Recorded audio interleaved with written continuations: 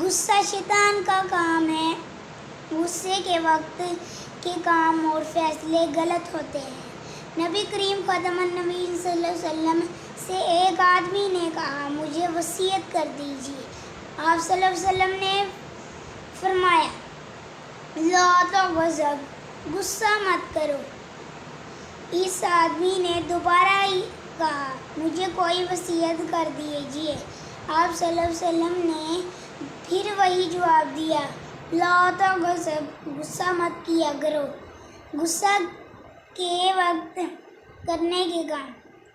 نبی کریم خاتم النبیین صلی اللہ علیہ وسلم نے ارشاد فرمایا، جب تمہیں غصہ آئے اس وقت خاموش ہو جاؤ۔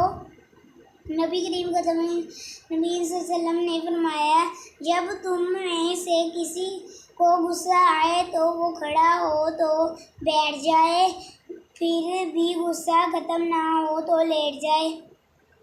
ایک مرتبہ کچھ لوگ حضرت عروہ بن محمد سے ملنے گئے۔ کسی نے ان سے ایسی بات کر دی جس پر انہیں غصہ آ گیا تو وہ وضو کرنے کے لیے چلے گئے۔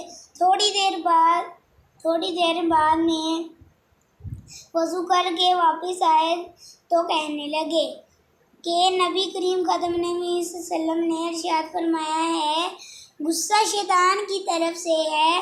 شیطان آگ سے پیدا ہوا ہے اور آگ پانی سے بجھائی جاتی ہے، اس لیے جب تم میں سے کسی کو غصہ آئے تو وہ وضو کر لیا کرے۔ ایک مرتبہ دو آدمی آپ صلی اللہ علیہ وسلم کے سامنے جھگڑ رہے تھے۔ ان میں سے ایک غصہ میں لال ہونے لگا۔ آپ صلی اللہ علیہ وسلم نے فرمایا، میں ایک ایسا کلمہ جانتا ہوں، اگر اسے یہ پڑھ لے تو اس کا غصہ ختم ہو جائے گا۔ وہ کلمہ یہ ہے، اعوذ باللہ من الشیطان الرجیم۔